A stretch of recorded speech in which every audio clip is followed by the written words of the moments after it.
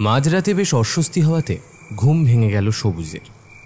বিছানার ওপর সে উঠে বসল, দেওয়াল ঘড়ির দিকে তাকিয়ে বলল, কি ব্যাপার, রাত্রি 2টোর সময় আমার ঘুমটা ভেঙে গেল কি করে? এরকম তো আগে কখনো হয়নি আমার সাথে। আর ঘরটাও কীরকম গুমোট হয়ে আছে। উফ, একে ভাদ্র মাসের প্যাচপ্যাচে গরম, তার উপরে লোডশেডিং, আর পারি না। সবুজ উঠে গিয়ে জানলাটা খুলে দিল। যতই গরম থাকুক না কেন, সেই জানলাটা পারতপক্ষে খোলে না, কারণ খুললেই দূরের সেই পচা ডোবাটা চোখে পড়ে। একটা ফুরফুরে ঠান্ডা হাওয়া গায়ে ঝাপটা দিয়ে বেরিয়ে গেল। কাছে পিঠে কোথাও বৃষ্টি হয়েছে বোধহয়। যাই, আরেকবার শোয়ার চেষ্টা করে দেখি, কালকে আবার সকাল সকাল উঠতে হবে। সবুজ বিছানায় গিয়ে শুয়ে পড়ল, এপাশ ওপাশ করে ঘুমানোর চেষ্টা করল। একবার ঘড়ির দিকে তাকিয়ে দেখল 2:30 বাজে। হঠাৎ দূর থেকে একটা মিষ্টি বাঁশির শব্দ কানে এলো তার। সবুজের গায়ের লোম খাড়া হয়ে গেল। থরথর করে কাঁপতে কাঁপতে দু হাতে কান চাপা দিয়ে শোয়ার চেষ্টা করল। হ্যাঁ, আবার সেই শব্দটা। কিছুতেই যে শব্দ আমার পিছু ছাড়ছে না, আর জানলাটা খুললেই এই বাঁশির শব্দ কানে আসে আর মনে পড়ে যায়। বাঁশির আওয়াজ শুনতে শুনতে তার স্নায়ু দুর্বল হয়ে পড়ল, ঢলে পড়ল গভীর নিদ্রায়। সবুজ, এই সবুজ, হট! এখানে কি করছিস তুই? কি আমি এখানে কি করে এলাম? শম্ভু কাকা, তুমি এখানে? তোর বাবা মা তোকে গোটা গ্রাম খুঁজে বেড়াচ্ছে। কোথায় ছিলি কাল সারা রাত, আর এখানেই বা এলি কি করে? আমি নিজেই তো জানি না এখানে কি করে এলাম। এই অভিশপ্ত জায়গাটা আমার পিছু ছাড়বে না দেখছি, সমানে এখানে চলে আসছি। একবার সবুজ চারপাশে তাকিয়ে দেখল, রোদ ঝাঝা করছে চারদিকে। শম্ভু কাকা, কটা বাজে গো? 10:30 বাজে। চল চল, অনেক হয়েছে, এখন আর এখানে বেশিক্ষণ থাকা যাবে না। চল, এখন বাকি কথা বাড়ি গিয়ে হবে। সবুজ শম্ভু কাকার পিছু পিছু হাঁটতে হাঁটতে ভাবল, তার মানে আমি কি সারা রাত এখানেই ছিলাম?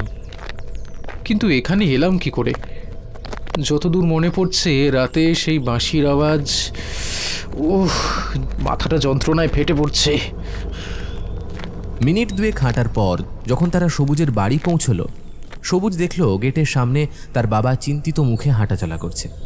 সবুজকে দেখেই ছুটে এলো। এই সবুজ, কোথায় ছিলি তুই? সারা রাত বাড়ির বাইরে কি করছিলি? ওরে, আমাদের তোকে নিয়ে কত চিন্তা হয় সেটা জানিস না? আর বলো না ধনঞ্জয় দা, ওই পচা ডোবার ওখানে হাত পা ছড়িয়ে শুয়েছিল আমাদের সবুজ। আমি তো গিয়ে ঘুম থেকে তুললাম। হ্যাঁ, তুই পচা ডোবার ওখানে গিয়েছিলি? ওরে বাবা, তোর সাহস তো কম না, এত সব কিছু জানার পরেও তুই। ধনঞ্জয়, ওকে আর বকো না, বরং ঘরে গিয়ে একটু বিশ্রাম করতে বলো। সবুজ আওয়াজ লক্ষ্য করে তাকিয়ে দেখল গ্রামের মোড়ল শিবু জ্যাঠা চিন্তিত মুখে দাঁড়িয়ে আছে। বাবা সবুজ, তুমি এখন ঘরে গিয়ে বিশ্রাম নাও বাবা। তোমার মুখ দেখে বোঝা যাচ্ছে তোমার শরীরের অবস্থা ভালো নয়। শুধু হাত পা ধুয়ে একটু বিশ্রাম নাও, তারপর সন্ধ্যা নাগাদ আমি আবার আসছি, তখন তোমার কাছ থেকে সবটা শুনবো, কেমন? শিবু জ্যাঠা চলে গেলেন। সবুজ ঘরে ঢুকে হাত মুখ ধুয়ে খাবার নিয়ে নিজের ঘরের বিছানায় এসে বসল। বড্ড ক্লান্ত লাগছে তার। আগের রাতের কথা ভাবতে ভাবতে কখন যেন আবারও গভীর নিদ্রায় ঢলে পড়ল। যখন ঘুম ভাঙল, চারিদিকে অন্ধকার, সন্ধে হয়ে গেছে। কিছু দূরে শাঁখ বাজার শব্দ তার কানে এলো। সবুজ বার দুয়েক তার বাবা মাকে ডাকল। বাবা মা, কোথায় তোমরা? কোনো সাড়া নেই। ঘর থেকে বেরিয়ে দেখল সবাই বাড়ির সামনের চাতালটায় বসে রয়েছে। সবুজ, এসেছিস? তাহলে ঘুম হলো তোর? হ্যাঁ শম্ভু কাকা, বলো। এবার বলো তো বাবা, তুমি মাঝরাতে বাড়ি ছেড়ে কোথায় গিয়েছিলে, আর পচা ডোবার ওখানেই বা গিয়েছিলে কেন? আমি জানি না জেঠু, বিশ্বাস করো আমার কিচ্ছু মনে নেই। কিছু মনে নেই বললেই তো হয় না। আচ্ছা, শোয়ার আগে কি হয়েছিল কিছু মনে আছে? না, তেমন কিছু হয়নি। তবে তবে কি? মাঝরাতে হঠাৎ করেই আমার ঘুমটা ভেঙে গিয়েছিল। তারপরে ঘরটা প্রচণ্ড গুমোট হওয়ায় দক্ষিণের জানলাটা খুলে দিই, আর তারপরেই একটা বাঁশির আওয়াজ আমার কানে আসে। আর বাঁশি? শম্ভু কাকার মুখ কালো হয়ে যায়, আবার প্রশ্ন করে, কিরকম আওয়াজ বলতে পারো? একটা একটা অদ্ভুত ছন্দে বাজছিল বাঁশিটা। কিছুক্ষণ শুনলেই মাথাটা কীরকম ঝিমঝিম করে। এর আগেও আমি বাঁশির আওয়াজ শুনেছি, বাবা মাকে বলেছিলাম, কিন্তু তারা কেউ বিশ্বাসই করেনি। তারা বলেছিল যে আমি নাকি ঘুমের মধ্যে স্বপ্ন দেখছি। শম্ভু কাকা, তুমি কি জানো এই বিষয়ে কিছু? তোরা তো এই গ্রামে এসেছিস মোট 15 বছর হলো, তাই তোদের কেউই এই বিষয়ে কিছু জানে না। ঘটনাটা ঘটেছিল আজ থেকে 20 বছর আগে। এই যে পচা ডোবা আছে না, সেটা চিরকাল এই রকম ছিল না। টলটলে পরিষ্কার জল, আর তাতে নানান রকমের মাছ ঘুরে বেড়াতো। আমার ঠাকুরদা হরগোবিন্দ চৌধুরী ওই ডোবার পত্তন করেন। আসলে এই গ্রামে দীর্ঘ 5 বছর ধরে খরা হওয়ার কারণে ঠাকুরদা জলের সমস্যা মেটানোর জন্য ডোবাটির পত্তন করেন। পরবর্তীকালে আমার বাবার সময় আর্থিক অসচ্ছলতার কারণে ওই ডোবা আমরা বিক্রি করে দিই। সেই সময় ওই ডোবার ধারে একটা কুঁড়ে ঘর করে থাকতো একটা অন্ধ বুড়ি আর তার ছেলে। আমার ঠাকুরদাই তাকে ওখানে থাকার ব্যবস্থা করে দিয়েছিলেন। পরবর্তীকালে আমার বাবা যখন ওই ডোবা জমি সমেত বিক্রি করেন, তখন তারা আপত্তি জানায়নি। ওই ছেলে খুব সুন্দর বাঁশি বাজাতো। তার বাঁশির মূর্ছনায় গোটা গ্রাম মেতে থাকতো। সন্ধে হলেই সে রেওয়াজে বসত। আরও আমরা দূরে সেই নাট মন্দির থেকে তার আওয়াজ শুনতে পেতাম। বড় অদ্ভুত ছিল তার বাঁশির সুর। কেমন মোহগ্রস্ত হয়ে পড়তাম সকলে। ছেলেটাকে খুব ভালোবাসতাম আমরা। সকালবেলা ছেলে তার অন্ধ মাকে নিয়ে ভিক্ষা করতে বেরোতো। যা পেত তা দিয়েই তার সংসার চলে যেত। আমরাও তাদের যথাসাধ্য চেষ্টা করতাম সাহায্য করার। আমরা তাকে ডেকে বহুবার পড়াশোনার কথা বলি, কিন্তু সে তার অন্ধ মাকে ছেড়ে যেতে রাজি হয়নি। গ্রামে স্কুলে ক্লাস 8 অবধি পড়েছিল। তখন স্কুলে 8-এর পর আর পড়াশোনা হতো না। উচ্চশিক্ষার জন্য শহরে যেতে হতো। সমু চায়নি তার মাকে ফেলে রেখে শহরে যেতে। সমু? ওই অন্ধ বুড়ির ছেলের নাম সমু, যে খুব সুন্দর বাঁশি বাজাতো সে। আচ্ছা, বুঝলাম। তারপর সবকিছু ঠিকঠাক আগের মতোই চলছিল। কিন্তু একদিন সকালবেলা ওই ডোবার কাছে গুচ্ছের লোক দেখতে পাই। আমরা গ্রামের লোকেরা কৌতূহলী হয়ে ওই ডোবার ধারে গিয়ে পৌঁছই। গিয়ে দেখি কয়েকজন লোক মিলে মাটি ফেলে ওই ডোবা বোঝানোর চেষ্টা করছে। আমরা গিয়ে জিজ্ঞেস করি, এই এখানে কি হচ্ছে? তোমরা কে? এই ডোবা বোঝানোর চেষ্টা করছো কেন? দেখো না শম্ভুদা, ওরা এই ডোবা বুঝিয়ে এখানে ফ্যাক্টরি করবে বলছে। আমরা বাধা দিতে যাওয়ায় বলে আমাদের ঝুপড়িও ভেঙে দেবে। আমি এই সময় এই অবস্থায় আমার বয়স্ক মাকে নিয়ে কোথায় যাব বলো তো? সমুর কথা শুনে আমরা ওই লোকগুলোর মধ্যে একজন মাতব্বর গোছের লোকের কাছে গিয়ে বললাম, এই তোমরা এখানে কি করছো? ওই ডোবাটাকে বোঝানোর চেষ্টা করছো কেন? মালিক হুকুম দিয়েছে এই ডোবা বুঝিয়ে এখানে ফ্যাক্টরি হবে, এসব ঝুপড়ি ছুঁড়ে ফেলে দেওয়া হবে। ফ্যাক্টরি? কিসের ফ্যাক্টরি? আমার বাবা তো ডোবা মাছ চাষের জন্য বিক্রি করেছিল। সেসব আমরা জানি না, আপনি আমাদের মালিকের সঙ্গে গিয়ে কথা বলুন। আমাদের সাথে ওই মজুরদের তর্কাতর্কি শুরু হয়ে গেল। হঠাৎ আমাদের ওই শোরগোল শুনে দূরে গাছের তলায় দাঁড়িয়ে থাকা এক স্যুট বুট পরা ব্যক্তি গটমট করে আমাদের সামনে এসে জিজ্ঞেস করলো, কি ব্যাপার? কি কি সমস্যা? আরে ওদের কাজ করতে দিচ্ছেন না কেন? চিনতে পারলাম ইনি সেই ব্যক্তি যাকে আমার বাবা ডোবা সহ জমি বিক্রি করেছিলেন। ও আপনি আমাকে চিনতে পারছেন না? আমি শম্ভুনাথ চৌধুরী। আমার বাবা রমাকান্ত চৌধুরী আপনাকে এই ডোবার জমি বিক্রি করেছিলেন। হ্যাঁ, আচ্ছা, তো আমি কি করতে পারি? কেনার সময় তো আপনি কথা দিয়েছিলেন যে এই ডোবায় মাছ চাষ করবেন, কখনোই ওই ডোবা বুঝিয়ে অন্য কিছু করবেন না। আর এই কথা দিয়েছিলেন যে ওই ঝুপড়িতে থাকা মানুষগুলোকে উৎখাত আপনি করবেন না। তাহলে এখন আপনি আপনার কথার খেলাপ করছেন কেন? আমার জমি আমি যা ইচ্ছে তাই করব। তোমার বাবা আমাকে জমি বিক্রি করে দেওয়ার পর তোমাদের আর কোনো অধিকার নেই এখানে আমি কি করব সেটা বলার। কি বলছেনটা কি আপনি? এই ডোবা থেকে গ্রামের লোক জল নেয়, চাষের জমিতে লাগে জল, কত কাজে লাগে এই ডোবা। আর আপনি এই ডোবা বুঝিয়ে এখানে ফ্যাক্টরি বানাবেন? বেশ করবো, এখানে ফ্যাক্টরি করব, এখানে ফ্যাক্টরি হবে। কি করবি, কি করবি? যা ইচ্ছে করার করে না, যা। এই তোমরা কাজ করো। হঠাৎ আমার সাথে থাকা এক ছেলে বলে উঠল, কিসের ফ্যাক্টরি হবে? এখানে টায়ারের ফ্যাক্টরি হবে, কত লোক কাজ পাবে, তোমাদেরই তো সুবিধে, তোমাদেরই তো ভালো হবে। টায়ারের? তাহলে তো গোটা গ্রাম বসবাসের অযোগ্য হয়ে যাবে। আমরা তা হতে দিতে পারি না। আমরা এক্ষুনি যাচ্ছি লোকাল থানায় কমপ্লেন করতে। আপনারা ডোবা বুঝে ফ্যাক্টরি বানাতে পারেন না, এটা নিয়ম বিরুদ্ধ, আইন বিরুদ্ধ কাজ এগুলো। কি থানা? ওহ বাবা, আরে পুলিশ আমার পকেটে রে, পুলিশ আমার পকেটে। এরকম করে নাড়াবো, পুলিশ দুটো পড়ে যাবে পকেট থেকে, দেখবি। তুই জানিস আমার জামাইবাবুকে? হ্যাঁ, এই এলাকার এমএলএ, খোঁজ নিয়ে দেখ, যাকে সহজ ভাষায় বলে বিধায়ক। শহরের থানার বড়বাবু আমার আগে পিছে ঘোরে। শুনে রাখো খোকা, এখানে টায়ার ফ্যাক্টরি হবেই হবে, ঠিক আছে? এটাই আমার শেষ কথা। যা ইচ্ছে করার করে নাও, যাকে ইচ্ছে ধরার ধরে নাও, পুলিশের কাছে যদি যেতে চাও তাহলে চলে যাও। আমরা বুঝলাম এখানে ঝামেলা বাড়িয়ে লাভ নেই। বাড়ি গিয়ে ঠান্ডা মাথায় বাবার সাথে আলোচনা করে এই বিষয়ে পদক্ষেপ নিতে হবে।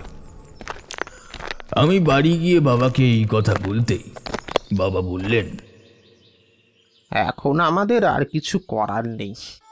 ওরা যা পাওয়ারফুল লোক, ওদের বিরুদ্ধে গেলেই আমাদের ক্ষতি হবে।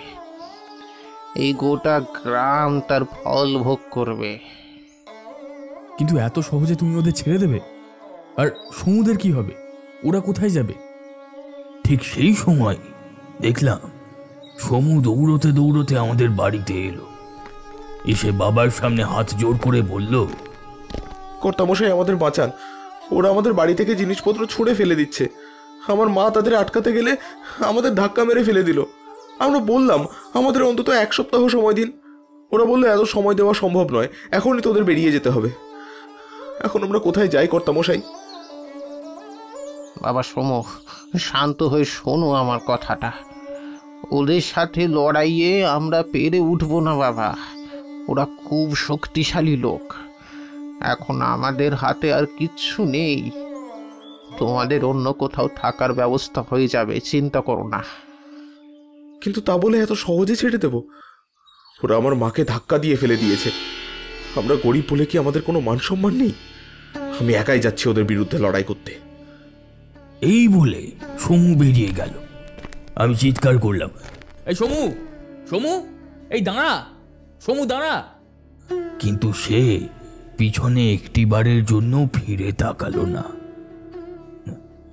কে জানতো ওটাই ছিল আমার সমুকে শেষ দেখা। শেষ দেখা? সমুর কি হলো? তারপর কি হলো আমি সচক্ষে দেখিনি, বাকিটা লোক মুখে শোনা। শোনা যায় সমু লাঠি নিয়ে ওই মজদুরগুলোকে তাড়া করেছিল, তাদের মারতে মারতে এলাকা ছাড়া করেছিল। কিন্তু পরের দিন সকালে গিয়ে আমি ওখানে সমুকে দেখতে পাইনি। ওখানকার লোকেদের মুখেই শুনেছিলাম যে সমু তার মাকে নিয়ে শহরে চলে গেছে। কিছুদিন পর ঘটতে থাকে একের পর এক অদ্ভুত ঘটনা। যত লেবার ওখানে কাজ করছিল সবাই কোনো না কোনোভাবে অসুস্থ হয়ে বাড়ি চলে যায়। কেউ আর সেখানে কাজ করতে চায়নি শেষ পর্যন্ত। আর তখনই সেই ডোবার মালিক হঠাৎ গাড়ি অ্যাক্সিডেন্টে মারা যায়। আমরা গোটা গ্রামের লোক ধরেই নিই যে সমু এবং তার মায়ের অভিশাপে আজকে ওদের এই অবস্থা। ওই ডোবা আর কেউ ভোগ করতে পারেনি, কারণ তারপরই ওই ডোবাতে যত মাছ ছিল সব মরে ভেসে ওঠে। পচে দুর্গন্ধ বের হতে থাকে ওই ডোবা থেকে। তারপর বার দুয়েক ওই ডোবায় ফ্যাক্টরি তৈরি করার জন্য কথা হয়েছিল বটে, কিন্তু কেউই কাজ শেষ করতে পারেনি। তারপর থেকে ওই ডোবা পরিত্যক্ত হয়ে যায়। কেউ ওই ডোবার ধারে কাছে যেতে সাহস পায় না। তো এই হচ্ছে ওই ডোবার কাহিনী। শম্ভু কাকুর মুখে পুরো গল্প শোনার পর সবুজ থ হয়ে রইল। সবুজকে চুপ থাকতে দেখে শম্ভু কাকা আবার বলল, দেখ, আমি জানি না তোর সাথে কি হয়েছে, তবে আমার কথা যদি তুই শুনিস, আমি বলবো ওই দক্ষিণ দিকে জানলাটা আর খুলিস না। কিছু একটা অশুভ শক্তি জড়িয়ে আছে এর সাথে। রাতে আর কোনো কিছু খাবার ইচ্ছে হলো না সবুজের, তাই চুপচাপ বিছানায় গিয়ে শুয়ে পড়ল। বাবা মা অনেক জোর করল কিছু মুখে দেওয়ার জন্য, কিন্তু সবুজের কিছুই খেতে ইচ্ছে করছিল না। এপাশ ওপাশ করতে করতে কখন যে সবুজ ঘুমিয়ে পড়েছিল খেয়াল নেই। হঠাৎ অস্বস্তি হতেই ঘুম ভেঙে গেল। সে দরদর করে ঘামছে। আবার লোডশেডিং, উফ, আর পারা যায় না। কিন্তু একটা ঠান্ডা হাওয়া আসছে কোত্থেকে। ঘরের দক্ষিণ দিকে তাকাতেই তার বুকটা ছ্যাঁত করে উঠল। এ কি, জানলাটা খোলা কেন? হালকা ফুরফুরে হাওয়ায় জানলায় লাগানো পর্দাটা উড়ে যাচ্ছে। সবুজ উঠে গিয়ে জানলাটা বন্ধ করতে যাবে, ঠিক সেই সময় আবার সেই বাঁশির আওয়াজ শোনা গেল। আবার সেই বাঁশি। উফ, কি অসহ্য লাগছে, কি অসহ্য লাগছে। থরথর করে কাঁপতে কাঁপতে সবুজ বিছানায় গিয়ে শোয়। মাথায় বালিশ চাপা দিয়েও সেই বাঁশির আওয়াজ আটকানো যাচ্ছে না। একসময় বিরক্ত হয়ে আবার বিছানার উপর উঠে বসে। না না না না, এভাবে তো সহ্য করা যায় না। এর একটা হেস্তনেস্ত করতেই হবে। আওয়াজটা ওই পচা ডোবার দিক থেকেই আসছে, তাই না? সবুজ এমনিতে ভীষণ সাহসী ছেলে, তারপর এই বাঁশির আওয়াজে মাথাটা ধরে আছে। এক প্রকার বিরক্ত হয়েই বাড়ির সদর দরজা খুলে রাস্তায় বেরিয়ে পড়ল সে। হ্যাঁ, ঠিকই ধরেছিলাম, বাঁশির আওয়াজটা সেই পচা ডোবার কাছ থেকেই আসছে। সেই বাঁশির আওয়াজ লক্ষ্য করে সবুজ পৌঁছয় পচা ডোবার সামনে। আর ঠিক সেই সময় বাঁশির আওয়াজটাও থেমে যায়। ওটা কি? জলের উপরে ওটা কি ভাসছে? সবুজ স্পষ্ট দেখতে পায় জলের উপর একটা নির্দিষ্ট স্থানে একটা আলোর বিন্দু দপদপ করে জ্বলছে। তার মানে কেউ কি আমাকে কিছু বোঝাতে চাইছে? ওই আলোটা আমার দিকে এগিয়ে আসছে কেন? সবুজ দেখতে পায় সেই আলো ধীরে ধীরে এগিয়ে আসছে তার দিকে। সে এবার উল্টো দিকে মুখ করে দৌড়তে শুরু করে। কিছুক্ষণ পর মনে হয় সে যেন সেই একই জায়গায় ঘুরপাক খাচ্ছে। কি, আমি তো এই জায়গাতেই দাঁড়িয়েছিলাম। সেই আলোক বিন্দু এবার তার দিকে এগিয়ে আসে। সবুজ এবার একটা চিৎকার করে অজ্ঞান হয়ে মাটিতে লুটিয়ে পড়ে। জ্ঞান ফেরে শম্ভু কাকার ধাক্কা ধাক্কিতে। কিরে, তুই আজকেও এখানে এসে শুয়েছিলি? তোকে না বলেছিলাম ঘরের জানলা বন্ধ করে শুতে? বাড়িতে সবাই তোর জন্য চিন্তা করছে যে। শম্ভু কাকা, আমার বিশ্বাস এই ডোবাতেই কিছু একটা আছে। কেউ যেন আমাকে কিছু জানাতে চাইছে। ওই জায়গাটা একবার তল্লাশি করলে হয় না? সবুজ ডোবার একদিকে আঙুল দেখিয়ে নির্দেশ করে। সে পরে দেখা যাবে খন, আপাতত তুই বাড়ি চ। সেদিনই গ্রামের লোকেরা সবাই মিলে ওই ডোবার একটা অংশ, যেটা সবুজ দেখিয়েছিল, সেখানে নেমে তল্লাশি চালায়। প্রথমে তারা কেউই নামতে রাজি হয়নি, কিন্তু মোড়ল মশাইয়ের আদেশে অবশেষে রাজি হয়। আর সেখান থেকেই পাওয়া যায় একটা কঙ্কাল। পোস্টমর্টম রিপোর্টে জানা যায় ওই কঙ্কাল এক বৃদ্ধার। মৃত্যুর সময় তার বয়স হয়েছিল আনুমানিক 60 থেকে 62। তার মাথার পেছনে আঘাতের চিহ্ন স্পষ্ট। গ্রামের সবাই বুঝতে পারে ওই কঙ্কাল সেই অন্ধ বুড়ির। তাহলে সমুর কি হলো? সে কি এখনো বেঁচে আছে? শম্ভু কাকা সবাইকে উদ্দেশ্য করে জিজ্ঞেস করে।